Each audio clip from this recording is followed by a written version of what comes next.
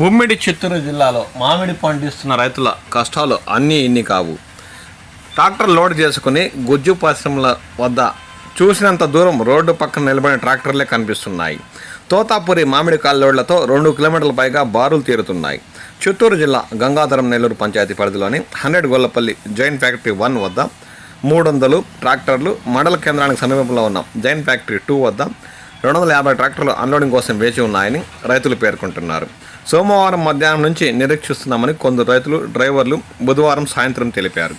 Jain factory సిబ్బంది 2-3 రోజులకు ఒకసారి రోడ్డుపైకి వచ్చి మామిడి కాల్లోళ్లతో ఉన్న ట్రాక్టర్ నెంబర్లకు నమోదు చేసుకుని రైతుకు అన్లోడింగ్ నెంబర్లు కేటాయించి వెళ్తున్నారు.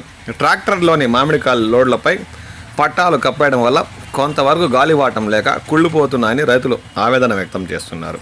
తోతాపురి మామిడి కాల రేటు విషయంలో మాత్రం టన్ను 6,000 ఉన్నట్లు రైతులు పేర్కొంటున్నారు. కానీ 2-3 రోజుల సిట్టింగ్ వల్ల బాడుగులు అదనంగా మారుతున్నాయని, అది కాక గుజ్జు పరిశ్రమల ముందు నిరీక్షించే పరిస్థితి దాపరించిందని తోతాపురి పండిస్తున్న రైతులు ఆవేదన వ్యక్తం చేశారు.